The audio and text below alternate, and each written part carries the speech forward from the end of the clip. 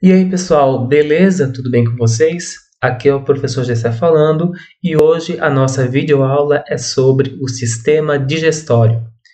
Vamos estudar um pouquinho de como é que funciona esse sistema, para que serve a digestão, quais são os órgãos e glândulas envolvidos, como é que funciona esse esquemazinho todo de digestão e absorção de substâncias do nosso corpo. Primeira coisa que a gente tem que entender é para que nós necessitamos de alimentos, né? Para que a gente precisa realizar a digestão. Os alimentos, eles são necessários porque eles são fonte de energia para o nosso corpo. Primeiramente isso, fonte de energia, né? Quem já estudou o processo de respiração celular vê que os alimentos nos proporcionam um carboidrato chamado glicose, e essa glicose serve como fonte de energia para o nosso corpo.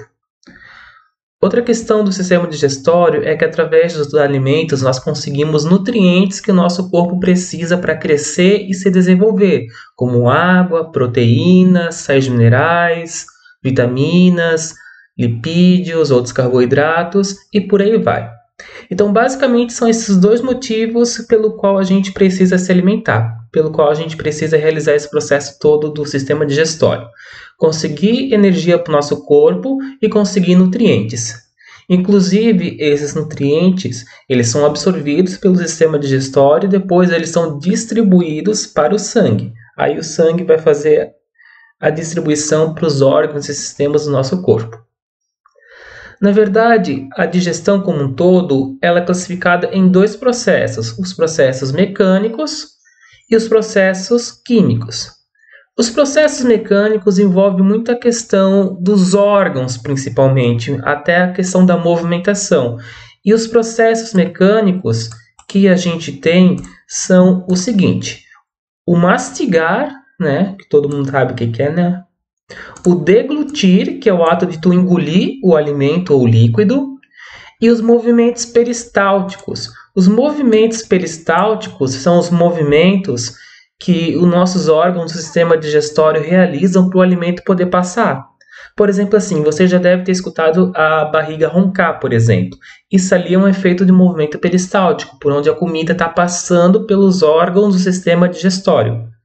Na verdade, a gente fala que o movimento peristáltico, né, os movimentos peristálticos, são movimentos involuntários e movimentos vagarosos.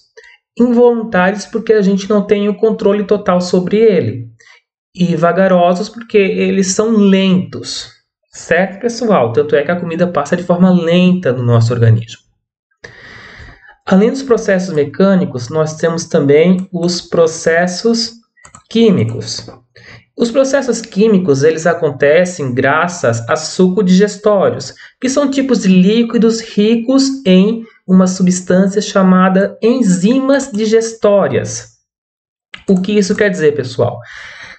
Nos processos químicos, a gente tem os sucodigestórios, que são ricos em enzimas digestórias. Enzimas digestórias são tipos de proteínas que servem para quebrar nutrientes, para realizar a digestão de algumas substâncias. Então, por exemplo, se ali no meu estômago, por exemplo, chegou um carboidrato, né? Por mais que ele esteja mastigadinho e tudo mais, ele ainda é um carboidrato grande. Então, lá no meu estômago, ou até mesmo no intestino delgado, isso pode ser, as enzimas digestórias que estão no suco digestório vão quebrar esse carboidrato em partes menores para o nosso corpo absorver. Imagine que essas enzimas então fossem como pequenas marretas que acabam marretando bem miudinho as substâncias que nós ingerimos para o nosso corpo conseguir absorver. E as proteínas, ou melhor, as enzimas digestórias, elas são bem específicas. Por exemplo, existe uma enzima digestória chamada lipase, que ela consegue digerir lipídios, ou seja, a lipase só consegue quebrar os lipídios em partes menores para o corpo absorver, ok? Tem a protease, que é um tipo específico de enzima que ela digere proteínas, ou seja, ela serve apenas para quebrar as proteínas em porções menores para o nosso corpo absorver. Beleza? Então, esses são os processos mecânicos e os químicos da nossa digestão. Aqui embaixo a gente tem a sequência de órgãos pelo qual o alimento passa pelo nosso corpo. Então, começa pela boca, depois o alimento ou líquido até vai para a faringe, depois esôfago, estômago, intestino delgado e suas 3 partes que a gente vai ver depois, o duodeno, o jejum e o íleo. Depois vai para o intestino grosso, chega no reto e sai pelo ânus na forma de fezes, né? Então, são por esses os órgãos que os alimentos e os líquidos passam. Começa pela boca, vai pelo monte de órgão, até sair em forma de fezes pelo ânus. A gente também tem o que a gente chama de glândulas anexas, que não são necessariamente órgãos por onde passa o alimento, mas são estruturas que contribuem com os sucos digestórios, né, que contribuem com aquele suco que eu falei anteriormente, que é rico em enzima digestória. Dentre elas, nós podemos citar de glândulas anexas, né, essas glândulas que ajudam com os sucos gástricos, né, produzindo eles, as glândulas salivares, né, na boca, saliva e tal, o fígado e o pâncreas. Ok? Então, agora vamos ver cada uma dessas estruturas, desses órgãos e glândulas que eu falei. Começamos aqui pela estrutura inicial do sistema digestório. A boca. Sim, a digestão começa pela boca, ok? A boca é composta por algumas estruturas, como a língua, saliva, os dentes, o palato, a úvula, e a gente vai dar uma olhadinha em cada um deles. A língua, pessoal, ela tem algumas funções para a nossa boca, né? Além de servir para sentir o gosto, né? Pelo sentido da gustação que a gente fala, a língua também ajuda a misturar os alimentos com a saliva, também ajuda a empurrar os alimentos para o próximo órgão, que é a faringe. Ela auxilia na limpeza nos dentes também. Então, essas são as funções da língua. É responsável pelo sabor, por misturar os alimentos com a saliva, para empurrar os alimentos para o próximo órgão, que é a faringe, e ajuda na limpeza dos dentes. Agora, a saliva, que é produzida por algumas glândulas salivares que a gente tem na região aqui interior da boca, a saliva ela predigere algumas substâncias, principalmente carboidrato chamado amido, tá? Que, por exemplo, está presente em pães e massas até, por exemplo. Não tem quando a gente coloca um alimento na boca e sente que a saliva já está começando a desmanchar ele? É justamente porque a saliva ajuda a digerir algumas substâncias, como eu falei, principalmente o carboidrato amido. Isso graças a uma enzima chamada amilase salivar, ou também chamada de pitialina. Nome bonito, né? Além de predigerir substâncias, a saliva também umedece os alimentos, o que torna melhor o processo seguinte de digestão. Os dentes, eles cortam, trituram e rasgam os alimentos. Na verdade, os nossos dentes mais da frente, tanto superiores como inferiores, servem para cortar. Os mais pontiagudos servem para rasgar e os mais atrás servem para triturar os alimentos, certo? Uma dentição adulta completa contém 32 dentes, ok? No caso, a infantil, ela contém menos dentes. Não vou entrar em muito detalhes sobre dentes nessa videoaula. Vamos continuar então. A região do céu da boca é chamado de palato, ok? E nele nós encontramos uma estrutura chamada úvula, aquela famosa campainha que fica lá no finalzinho da boca, ok? E essa úvula, a tal da campainha, ela serve meio que para avisar os próximos órgãos do sistema digestório que está descendo alguma coisa, que está descendo algum alimento e algum líquido. Então é como se fosse um aviso para os próximos órgãos se prepararem para continuarem o processo de digestão. Essa é a função dela. Isso também ajuda a fechar as vias respiratórias quando engolimos e evitar que o alimento pare na via respiratória e que a gente se engasgue. Então também é uma função muito importante. É claro, nem sempre funciona, às vezes, mesmo assim a gente se engasga. A região da garganta, nossa, ela na verdade não é um órgão ou uma estrutura, mas é um conjunto, formado principalmente pela faringe, laringe, início do esôfago e traqueia. Faringe é um órgão que tanto está presente no sistema digestório quanto no respiratório. Laringe e traqueia são do respiratório e esôfago é do digestório, ok? Então, o próximo órgão, pela sequência lógica, depois da boca, né, pela sequência que eu mostrei aqui em cima, é a faringe. Vamos falar sobre a faringe, então. A faringe é mais ou menos essa região aqui, que está em azul, no desenho que vocês estão olhando. Como eu falei, a faringe é um órgão que envolve tanto o sistema digestório quanto o respiratório. Inclusive, tem vídeo do sistema respiratório no canal para vocês darem uma olhada, quem não viu ainda. Como eu coloco aqui no meu resumo que eu escrevi, é um órgão alongado, em forma de funil e está localizado logo após a boca. A faringe está conectado a 4 estruturas, ok? Ela está conectado à boca, é claro, ao esôfago, que é o próximo órgão da digestão depois da faringe. Está ligado também às cavidades nasais, que são as cavidades por onde entra o ar no corpo. E também está conectado à laringe, que é o próximo órgão do sistema respiratório. Como coloquei aqui no meu resumo, né, a boca e o esôfago são 2 órgãos do sistema digestório, que a faringe está conectado. E as cavidades nasais e as laringes são 2 do sistema respiratório, que a faringe também está conectada. Quando o alimento ele chega na faringe, depois de passar pela boca, a faringe empurra os alimentos para ir para o próximo órgão, que é o esôfago. Aí entra os movimentos peristálticos, tá? Eles não são só realizados na região do abdômen. Os movimentos peristálticos começam aqui em cima e passam por todo o processo digestório. Beleza? Na faringe, nós também encontramos as amígdalas, tá?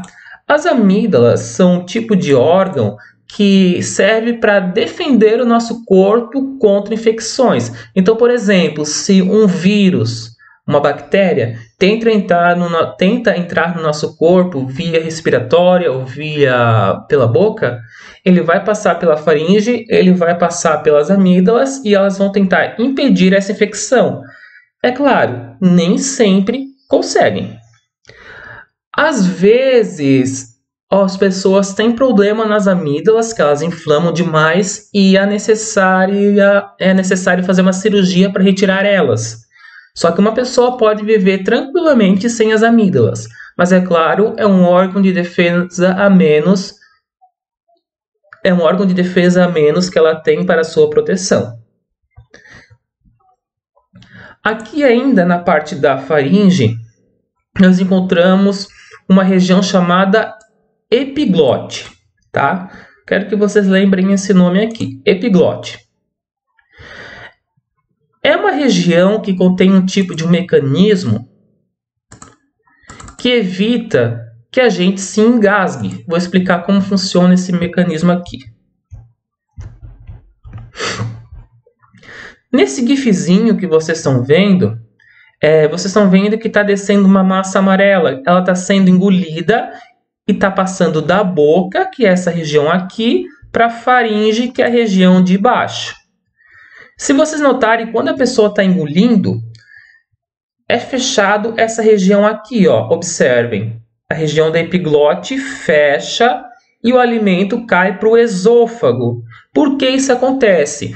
Caso essa região não feche, esse alimento que está descendo aqui, ou esse líquido até, ele pode parar na laringe, que é um órgão do sistema respiratório. Isso não pode acontecer, senão a gente se engasga. Então, olha como é importante esse procedimento. Quando a gente engole, então, a faringe fecha a epiglote, né? Tipo uma válvulazinha que fecha, e o alimento ou líquido vai para o esôfago em vez de para a laringe. Quando a gente respira, a epiglote fica aberta. Daí sim, o ar que entra no nosso corpo vai para a laringe, que é o local correto de ir. Ok? Se você não entendeu, pausa um pouquinho não. Volta um pouquinho o vídeo, revê essa parte da explicação, observa bem a animaçãozinha que o professor está mostrando.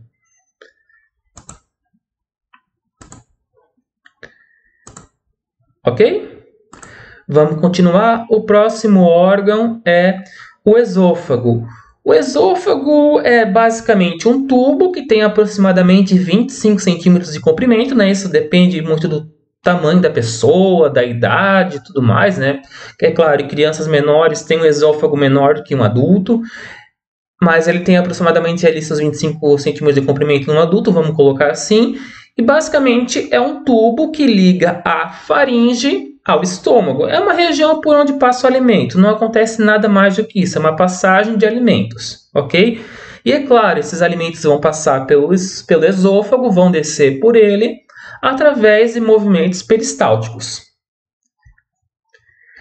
Depois que a comida passa pelo esôfago, ela chega no estômago. Está aqui o estômago, como vocês estão vendo, né?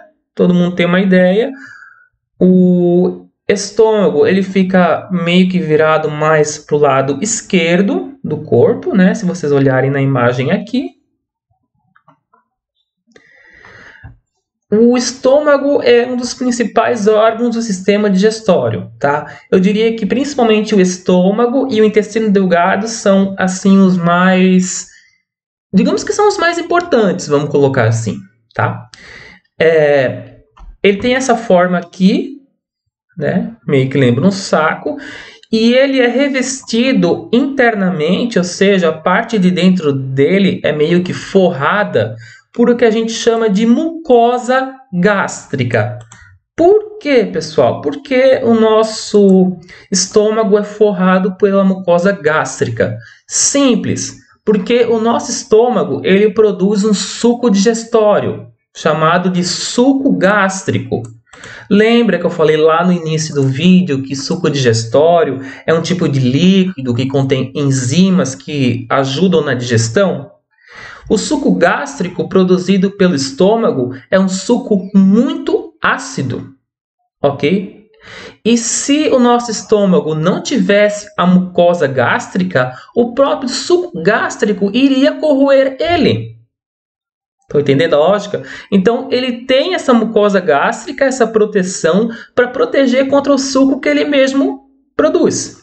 E é claro, esse suco gástrico, ele ajuda a digerir proteínas, ok? Então, ele seria um suco rico naquela enzima digestória protease, para digerir proteínas. Se uma pessoa tem problema na mucosa gástrica, e sim, isso pode acontecer, a pessoa começa a ter feridas por dentro do estômago, justamente porque o suco gástrico meio que vai corroendo ele, certo? Aí a pessoa pode ter uma gastrite, pode ter que tomar algum remédio e tudo mais. É um problema bem, assim, desagradável ter problema na mucosa gástrica e ter essas feridas internas, digamos. Essa mucosa gástrica, ela é regenerada diariamente, renovada diariamente para proteger o nosso estômago contra o suco gástrico. E como eu coloquei aqui, a gente produz uma média de 3 litros de suco gástrico por dia. Ok? Os alimentos, é claro, isso depende muito do que a gente comeu, muito do alimento, mas ele fica aproximadamente 4 horas só no estômago. Logo no final, a gente vai ver quanto tempo ele fica no total da digestão, mas só no estômago ele fica umas 4 horas. É um dos órgãos que fica mais tempo o alimento, na verdade, durante a digestão. comida, quando chega no estômago e passa pelo estômago, ela começa a sofrer umas transformações químicas, tá? E ela começa a ficar mais pastosa. O que antes a gente mastigou, que era sólido, começa a ficar mais pastoso. E a partir daí em diante, a comida, ela não é mais considerada comida, ela é chamada de quimo. Né? Ela se torna um líquido pastoso que, né, foi digerido em certa parte e ela começa a ser chamada quimo e passa para os próximos órgãos da digestão. No final do estômago, né, por aqui mais ou menos, onde eu estou indicando para o mouse, a gente encontra uma estrutura chamada de piloro. E esse piloro, ele serve para controlar a passagem do quimo para o intestino delgado. Porque assim, o quimo produzido ali no estômago, né, a comida digerida não vai toda para o intestino delgado de uma vez. Ela vai aos poucos. E quem controla essa passagem é o piloro. Ok? Então até aqui a gente viu que o alimento passa pela boca, depois para a faringe, depois percorre o esôfago e chegamos ao estômago, onde, como eu falei no final, a comida se transforma no quimo. Depois do estômago, a comida ali passa aos pouquinhos pelo piloro, né, que controla essa passagem, e chega no intestino delgado. O intestino delgado, ele dos órgãos da digestão, ele é o que tem o maior comprimento. Ele possui cerca, e isso é claro, essa medida em um adulto, cerca de 8 metros de comprimento. Sim, pessoal, ele é bem maior que uma pessoa, mas é claro, ele é bem fininho e dá várias voltas ali na região do abdômen. E é no intestino delgado que realmente os alimentos são absorvidos. Até então a gente só falou de digestão, né, de quebra de substâncias em partes menores. Mas é no intestino delgado que essas partes menores, essas substâncias pequenininhas, são absorvidas pelo nosso corpo. E a gente vai ver logo como é que funciona esse processo de absorver substâncias. Tá? O intestino delgado, ele se divide em 3 regiões. Tá? A região inicial dele... Calma, pessoal, essa aqui do lado não é uma cobra. A região inicial dele, o comecinho dele se chama duodeno. A região central, digamos, é o jejuno. E o finalzinho dele é o ilho. Então, essas são as 3 regiões. Duodeno, jejuno e ilho. Ok? Como eu coloquei aqui em alguns detalhes, o duodeno... ele tem aproximadamente 25 centímetros de comprimento, é a região menorzinha que tem, ele tem um formatozinho de C e está logo no início do intestino delgado, como eu mostrei. E no duodeno é liberado alguns sucos digestórios, algum daqueles sucos ricos em enzimas digestórias que ajudam na digestão. Ok? A gente vai falar desses sucos agora mesmo. Beleza? Os sucos digestórios que começam a ser liberados ali no duodeno são o suco pancreático, a bile e o suco intestinal. Vamos começar aqui com o suco pancreático. O suco pancreático, como o próprio nome sugere, é um suco digestório produzido pelo pâncreas. E no suco pancreático a gente encontra algumas enzimas digestórias, como por exemplo a amilase pancreática, a lipase pancreática e a protease pancreática. São enzimas digestórias que estão nesse suco que ajudam a digerir amido, lipídio e proteínas. Tá? A amilase, amido, a lipase digere lipídio e a protease, proteínas. E só uma dica que eu coloquei aqui, para a gente saber o nome de uma enzima digestória, a gente vê que ela termina com o final ase. Então, se a gente pegar proteína, protease, lipídio, lipase, né? Toda, ou pelo menos a maioria das enzimas digestórias acaba com ase no final. Depois disso, a gente tem a bile do Billy Jeans. Nossa, piada ruim. A bile é produzida nesse órgão aqui, né? Que é a vesícula biliar, esse verdinho aqui. E ele não possui, é um suco digestório que não possui enzimas, mas ele possui sais biliares que ajudam no funcionamento da lipase, da proteína lipase da enzima lipase que atua sobre lipídios. Então, ele não necessariamente digere lipídios, mas ajuda a isso acontecer. E por final, o terceiro suco digestório que entra no nosso intestino delgado é o suco intestinal. O suco intestinal é produzido pelo próprio intestino delgado. E ele possui as enzimas peptidase, que digere proteínas, a sacarase, que digere sacarose, que é o açúcar comum, e a lactase, que digere lactose, que é o açúcar que a gente encontra no leite. Inclusive, tem pessoas que têm problema na produção da enzima lactase, ou seja, essa pessoa tem intolerância à lactose, o corpo dela não consegue digerir a lactose, né, o açúcar que está no leite. E muitas vezes a pessoa tem que fazer tratamento, tomar um remédio, até um remédio à base de enzimas, né? No final da digestão, ali na região do jejum e do ilho, é que acontece a absorção de substâncias.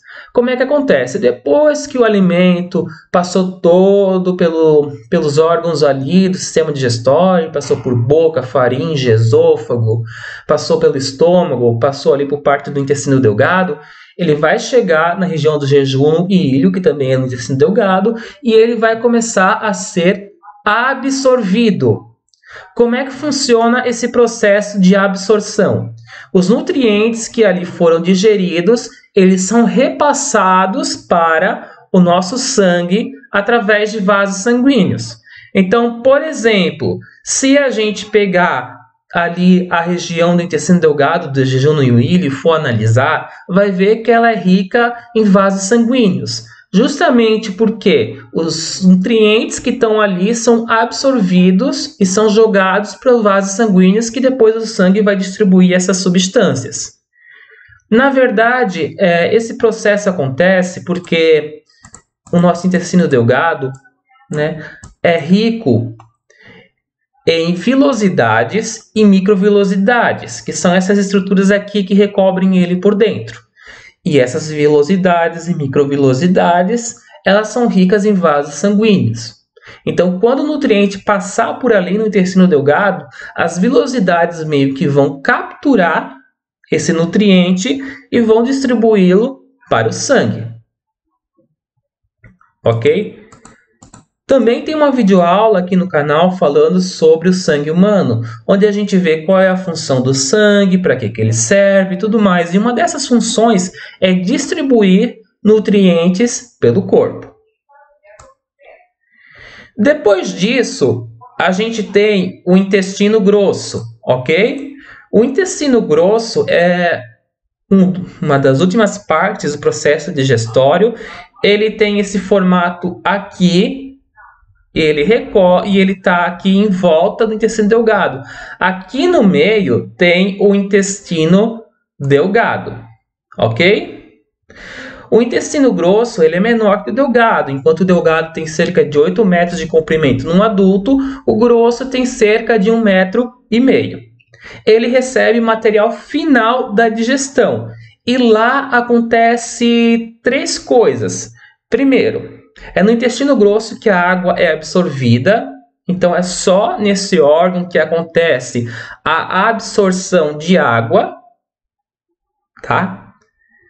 E é claro, Com isso, as fezes ali se tornam mais secas normalmente, né? Porque quando chega no intestino grosso, as fezes estão meio líquidas, né? O quimo que chega ali chega meio líquido.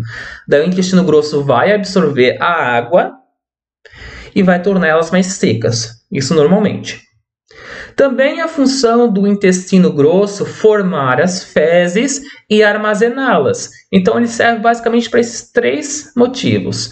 Ele absorve água, produz as fezes e armazena elas até antes da hora da gente evacuar.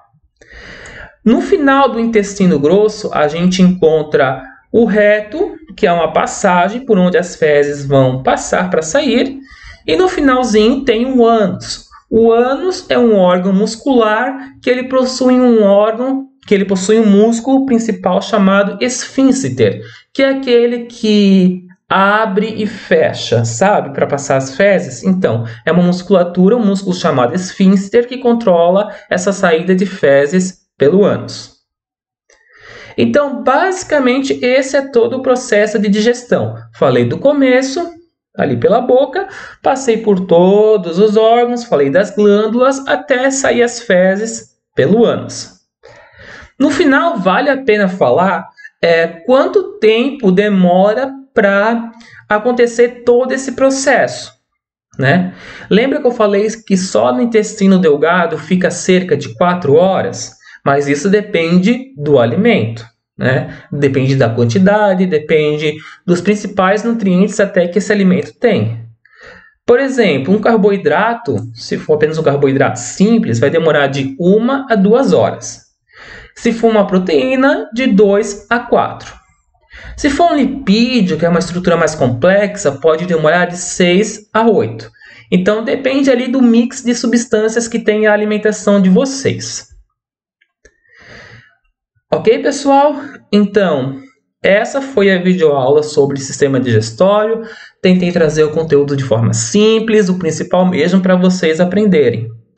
Se vocês gostam das aulas de ciências e biologia, deixa o like nesse vídeo. Se inscreve no canal para receber notificações de novas videoaulas e assiste as videoaulas anteriores que estão bem interessantes. Valeu, pessoal! Forte abraço! Até mais!